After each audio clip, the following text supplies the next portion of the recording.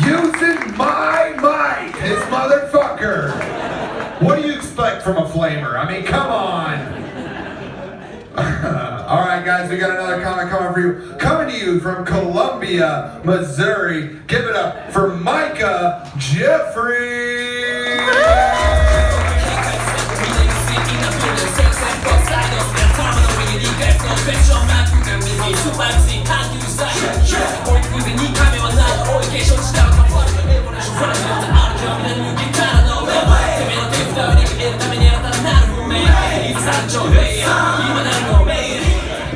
What the fuck's up? How we doing? That's some bullshit. I know we got some people. How we doing? I'll take that. The day before I came out here, I went to the doctor for a little checkup, and the doctor informed me that I was going to have to stop masturbating.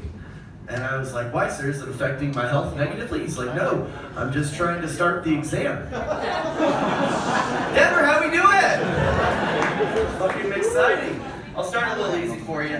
So my wife reread the Harry Potter series recently, and whatever you think about the author, I don't care. But she was rereading it, and I still have some questions after she reread this book that has never been answered. Do you think they took gen ed classes at Hogwarts? Right, gen ed classes, like math, science, history. Do you think they had that at Hogwarts? Do you think, like, because what do you have if you don't? Like, a bunch of superpowered morons, basically. Like, yeah, sure, Harry can conjure a Patronus, but he's also a flat earther. That's not helpful. Or if you do, like, how shitty would it be to be, like, the math teacher at Hogwarts?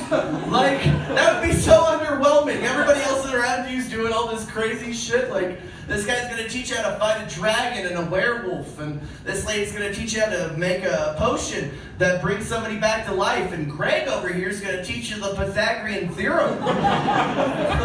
Fuck Greg. I'm gonna go to the lady who teach me to fly. Like, fuck Greg.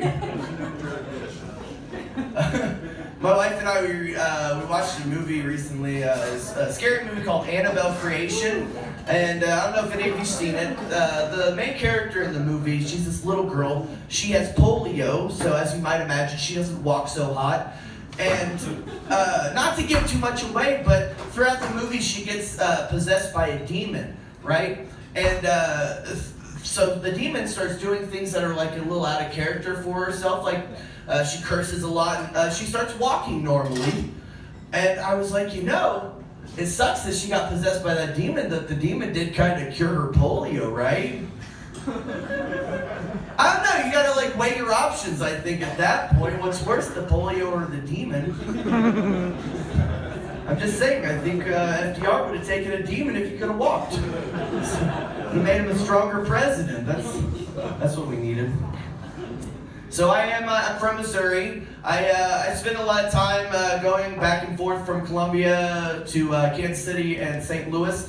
Do a lot of shows in St. Louis. You can see the arch in St. Louis, that's the only thing we're really known for. You can see that shit from like miles out. And it always blows my mind when I see that, because you remember a few years ago when everybody was up in arms about racist monuments? How the fuck did the arch make it through that? Like, nobody says shit about the arch, but what's the arch if not a giant monument to manifest destiny? Like, a giant 700-foot, $13 million ode to the day some white people stood on the banks of the Mississippi, looked west, and just said, all of it. Like, fucking wrap that shit up. How did that shit make it through? I don't know. But I do. I travel a lot. We have I-70. I see I-70 is still here. We drive a lot on I-70. I-70 in Missouri, we've got Missouri Department of Transportation, the MoDOT signs all along our roadways. They mostly just say stuff like buckle up, put your phone down, don't drink and drive, shit like that. Sometimes they'll like incorporate fun holidays like buckle up and call your mother. I saw that on Mother's Day. That was fun. I travel along and see enough of those that I've thought of a couple of my own that I'd like to try out for them. Like for Thanksgiving, we could try buckle up so you don't gobble your steering wheel. Or maybe we could do put your phone down so you don't ghost your friends and family. Happy Halloween. I don't know, but some of those get really morbid, you know? They start talking about statistics. They start labeling the statistics, people who've died on the roads and shit. One of them I saw, this is a true story, it said, car wrecks are the #1 killer of Missouri teens. Right? Got very silent, because that's very heavy, I get it. But if you think about it, how lucky are our teens, right? No one wants to go here with me? No one? We're still going. Think about it though, think about it. Like, our teens aren't like being sold to the sex trade, they aren't being made into child soldiers, they don't have to outrun a lion to get their like 1 gallon of water for the month. They're dying in like recreational vehicles and shit. Like, yes, it's sad, but think about like a kid from Missouri going up to an afterlife situation and being like a kid from the third world, right? Like, they'd have very different situations. They'd have different life stories. Like, the kid from Missouri, or the kid from the third world, would be like, no, I just didn't have any food or water for an extended period of time, and my body just kind of shut down. And the kid from Missouri would be like, yeah, I was out on Route H. I saw my buddy Ricky going another way. I don't know. I guess we like to play chicken when we see each other. I don't know. I guess he didn't pull off. I didn't pull off. I'm sure she didn't pull off. I ain't no pussy. But I don't know. We're both here, so we just call it a draw.